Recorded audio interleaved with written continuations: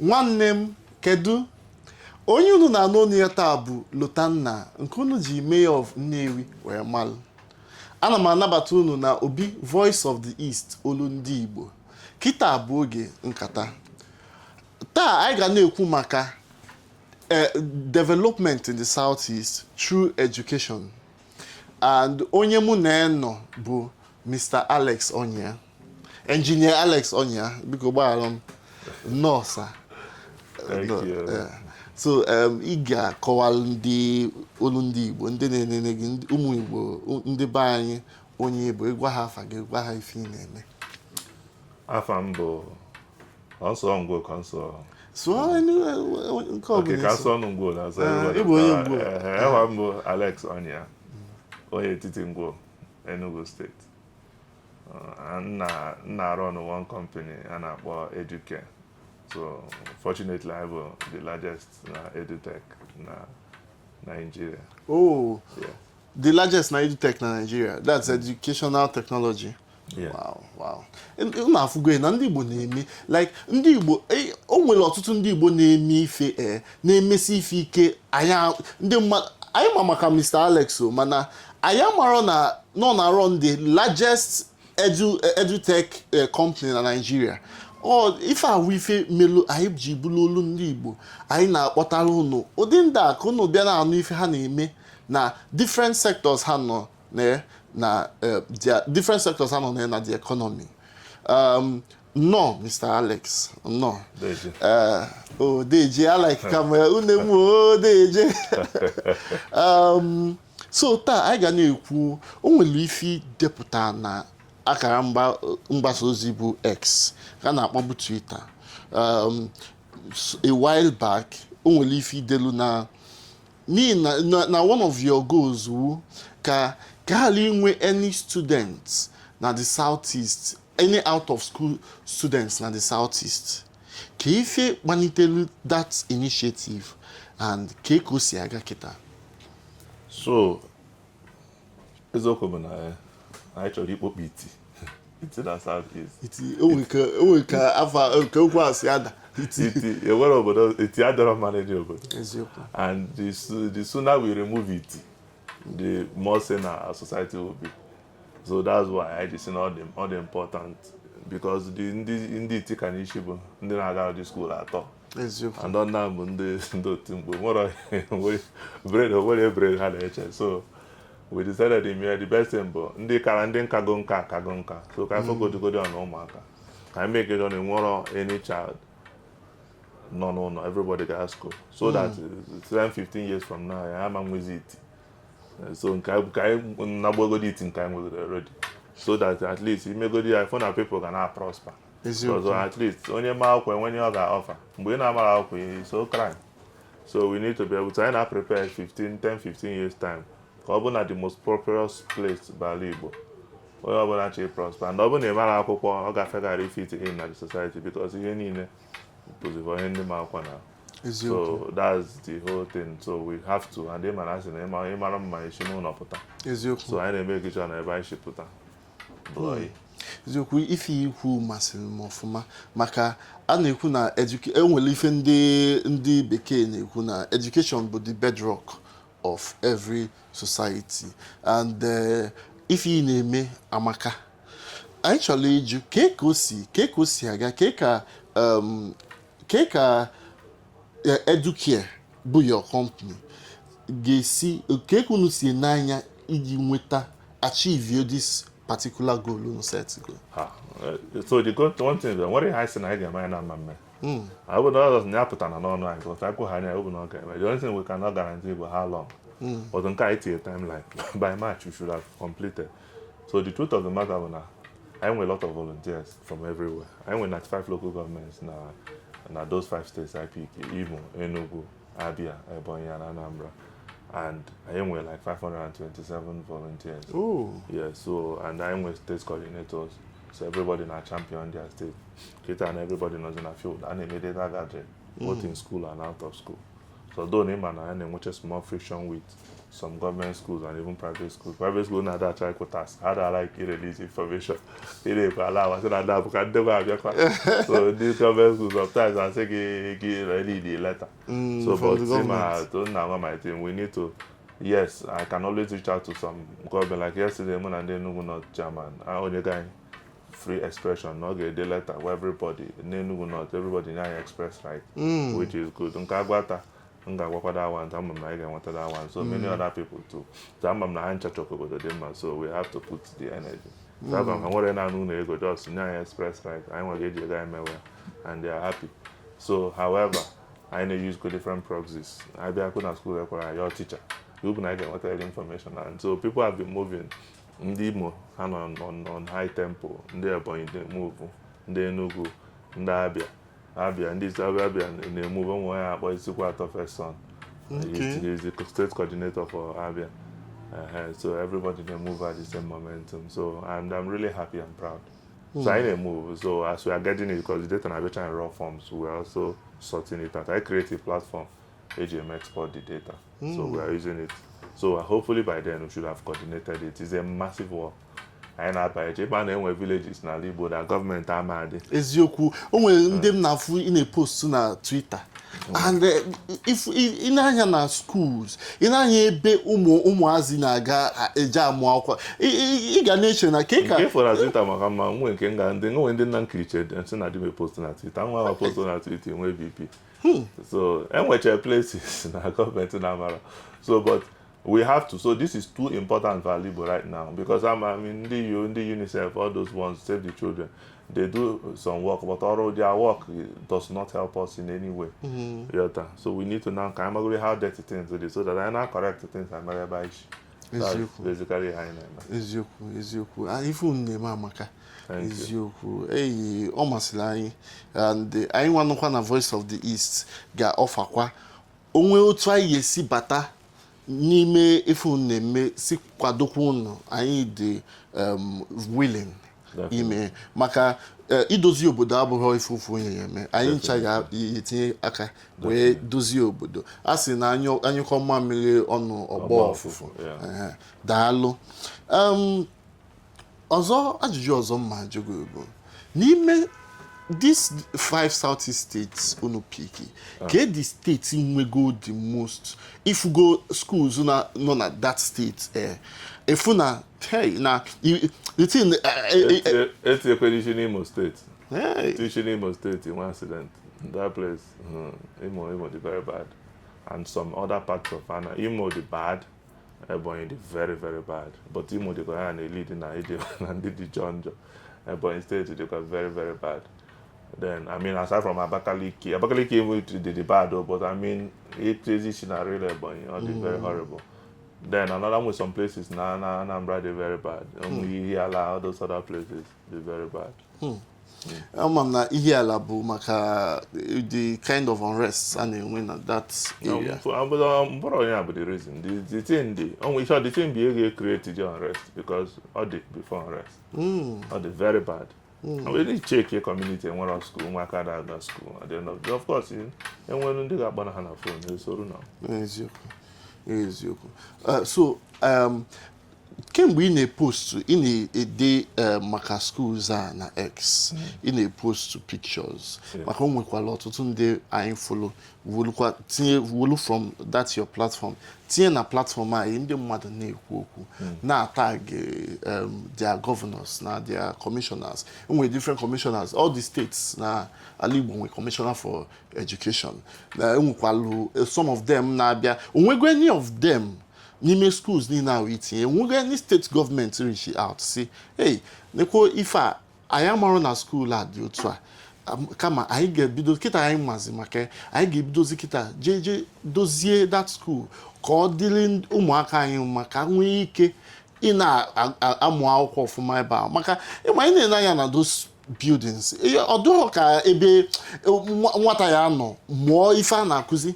So when any state government, or when any government official or any state government reach go out, maka those informations in the water. The truth of the matter, but the only serious people any education. Did too serious, or Bokana had it serious, but did too good serious. Be Enugu na Abia. And whatever was other places. Yeah, which I had yourself. So, but I mean, I need him a hypertheme. So, Enugu, I mean, the very progressive. The Abia too. Heavy the Chebekwe. But I mean, and with some level of reception. I hope in a video, but at least in this shidima matter there.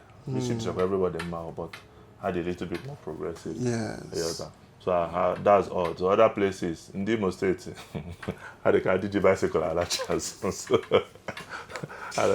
So that's unfortunate. But I just hope that everybody will step up.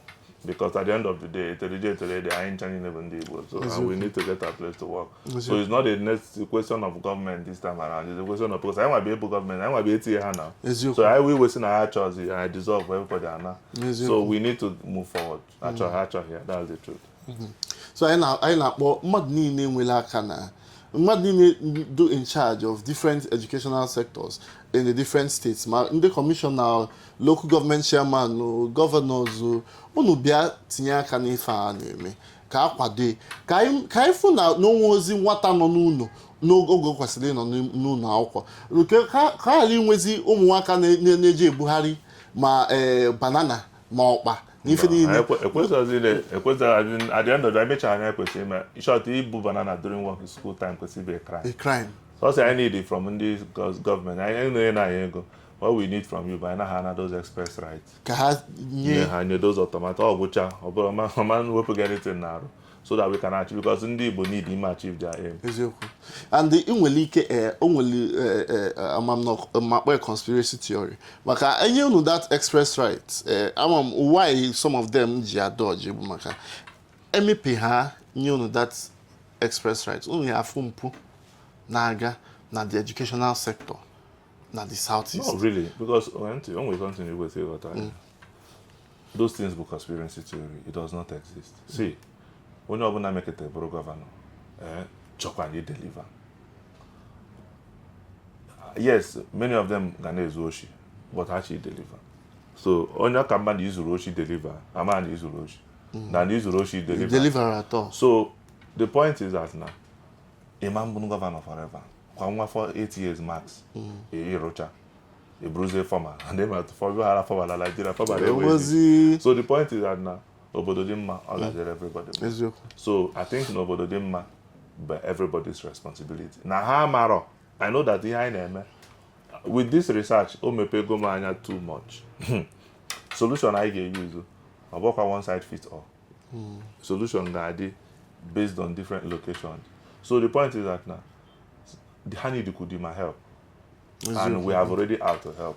So, in conspiracy, I usually don't like to pay attention to it because they may exist. We can name not to, but na East, I'm not. Maka unwelunde ogem ga na X na your own X page. Unwelonye mfu delu na no way different kind of challenges. Unuga anafu na nija uneje. And this is one of the things Onyia mentioned. Mana, brings him to my next question. The major, apart from schools, are they all receptive to IMEP? A lot of schools are actually very receptive. Okay. Some few are there, Obron, everybody are there. A lot. The much more, they're more receptive. Okay. So, can you feel the major challenge on face na this project? To be frank, and can evolve. We are still moving. The only ones that I've highlighted with some of the in the field coordinator, and they don't have volunteers, but just some schools but our mantra, have to go there Gabi. You got C, D, E, F, G, now to go back to A. Okay. So those challenges is not like now we are not overcoming them. We will overcome all of them. So it's not like no because of challenge. Back forward ever, backward never. Ajụjụ I'm sorry, I may take it back to the old Eastern region. So the old Eastern region in Nigeria was touted then as the fastest growing economy in the world. In the world, yeah. Faster than Singapore, the Asian tigers. I think China also was faster, even Germany. these faster than these nations bụ a world power. And one of the people melu ka these things do possible bụ Michael Okpara, and one of the things Onyia na bụ education. anyị maka na Michael Okpara nyewa self gụkwala akwụkwọ, nwekwa most of the leaders anyị nwee then gụla akwụkwọ. The people Ojukwu, Nnamdi Azikiwe, anyị nwekwala Ozumba Mbadiwe, you know, those people then may look at the eastern region believe at that time.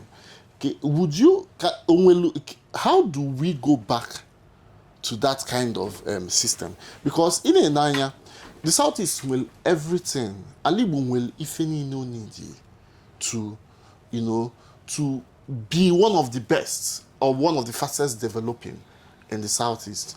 Okay, how do you think we can, you know, go back both in education-wise and development-wise?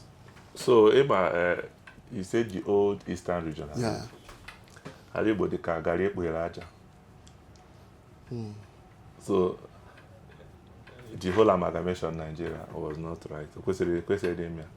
So that Nigeria Aja, so everybody was Aja. So that's why all the effort I put together, everything was. But however, I just in way the whip Aja. But the point is now, I try to build more like a Catalonia, a society that flourishes. Yeah. Even with all the limitations, because Urban Ali will be a country. I'm trying our currency value. Probably about ₦1 to £1. £1, yeah. But the world they get now, so in our for it's more like he keep pushing you back. But however, we have to now be the ones to change Nigeria, because now whatever I back now, so we have to now change Nigeria. So that's the reason why I went that decline. Not necessarily because now high Milano, just that now it makes sense with Nigeria made it very difficult. But we will have. I'm going to the two who get changes in Nigeria itself. So that's basically what it will be. Eziokwu. Unkwalifozi delu maka smart schools. Yes. Peter Mba na alụ na Enugu. So gwa ndị be anyị isi iche maka those smart schools. Iche na now the ajụjụ I go to. Do you think na no kwesịrị ịga back to those old schools to refurbish here, renovate the structures, tinye modern equipment, or do better than Elo smart schools are on Alo? So, Emma, I'm the research I conduct to provide with the smart school. Ideally, smart school is a very brilliant idea. But Emma, you get in the time. Yes, yes. So, how do you feel the time? So, the point is that now, smart school will be a later project. The first thing I can say is those, because remember, most of these school design which in Dutch that's why I can see the large size, everything. Here you have a well designed and planned school. Or not renovate schools, train more teachers, increase the quality of their remuneration. At default, school, because those schools can we reach carry anything. Maybe it's one school now go award, that our award. It might how big go in a tell you for smart school. But even inside Ngwe, we like almost 6 or 7 government schools with standard schools, all for the just renovation and in quality teachers. So that one could be the first. So smart school could be second. So that obviously a complement, because they are not smart school. So these other ones may not offer those technology. But if there's a smart school, in name with those obviously more like a model school people can always come. Because no way high-tech innovation that they cannot afford to put in every other school. Yeah. So it's been like a schedule, even so that people can come to smart school for different things. VR, AI, this and that, and schedules. So that is actually how it could have been done better.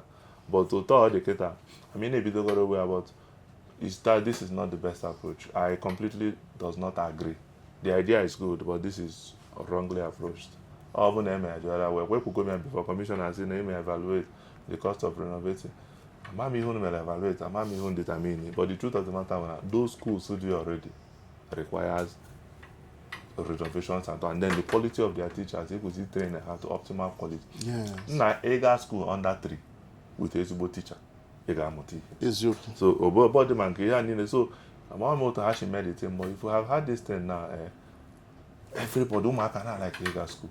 They may introduce free lunch, Ega school, little biscuits, all these things. Yeah, part of the here the budget. No one can. If on a school, a man was this space. People will be coming to school. Eat a biscuit. So these are the things in the school are the fun. So then the teaching, the train the teachers, top quality. When quality teachers, happy children. Society and a boom. You just want to watch smart school.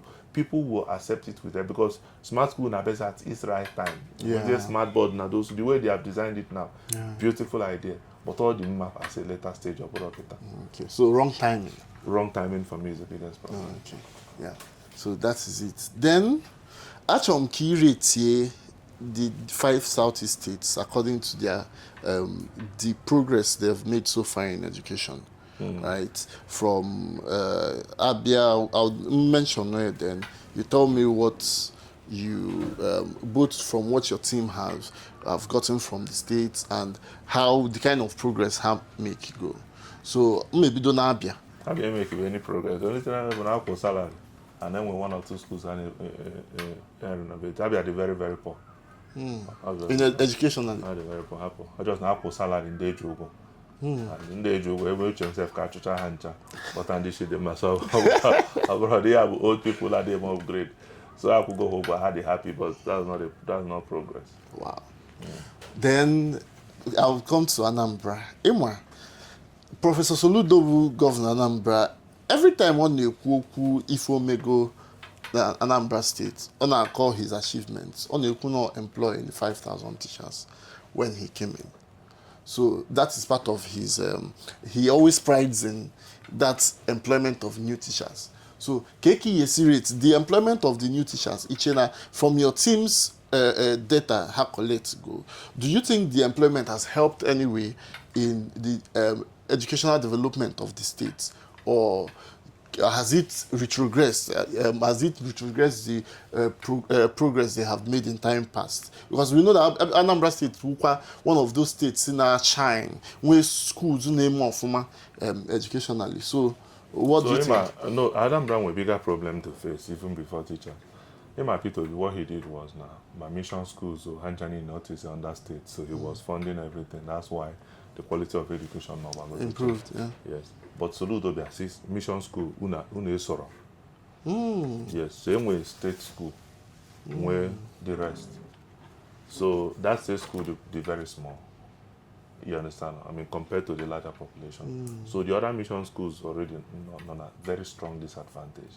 Wow. You understand? So those people that will be the problem based on our findings. You understand? Secondly, the exit rate for teachers. And I remember it's very, very, very, very high. I would my mother then I resign every day. You'll be shocked. So the 5,000 replacement, is going to kind of. So the condition of education in Anambra is very, very horrible. Wow. So can happen one call those things all very horrible. Wow. Okay. I am bata na Ebonyi. If we go maka Ebonyi before. So I bata na Ebonyi. If we go one video for la social media, we can also for a talk on this speed and okay, relay. For this speed and I say I stop all that actually with my state. My state. My state we got the problem, a lot of problems. Although in terms of Uzon and Abakaliki, I mean, Omahe did a lot of good work. However, the education, the teachers can take with the zero, a bequeath their salary. Omahe former government man. Wow. So I was saying very bad. Or the very, very, very, very bad. Transition in villages. I not everybody in there, so not fair.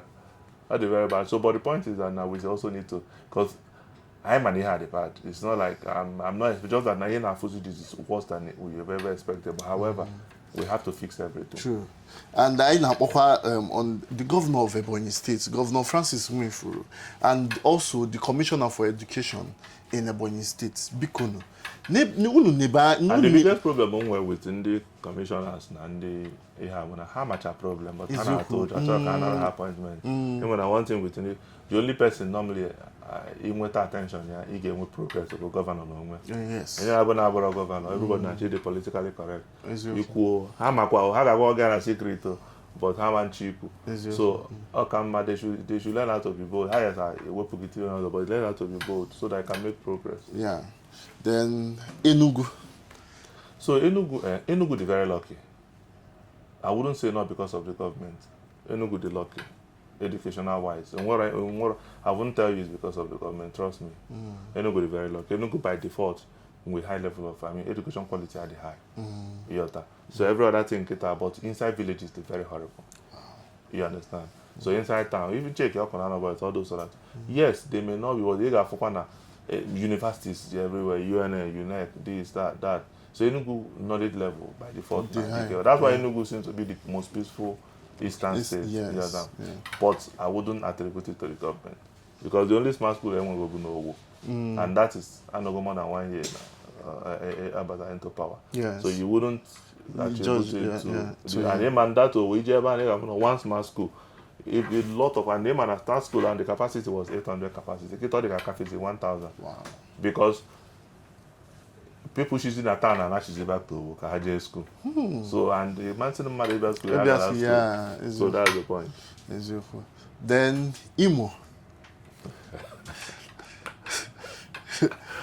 Education, I'm going to say that way Imo State. But it will be done. I mean, Imo is very bad. Very, very, very, very, very bad. So Apple, that one. So that usually par Imo and Ebonyi are the same cadre. But which never used to be so. Imo, because my Karababa Imo State, Imo used to be the number one. The kind of rapid decay Imo experience, actually, honestly speaking, not the bad. They created by Afghanistan. It was very bad, honestly. So unfortunately. That is encouraging. Mana, this is to also speak to the governors and the people in charge, the commissioners. Please, ono na afu ife ni na agwa ono. Mepe ono na agwa governor. Maka governor ya lu olu a sonyewa. That is why he employed commissioners. Bikono, ka anyị chatinye aka kwado education na the southeast. Maka ndị slow Igbo say na education is the bedrock of any society.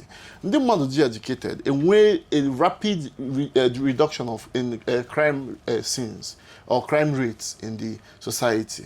And before I met you, education, more importantly, people they can flourish.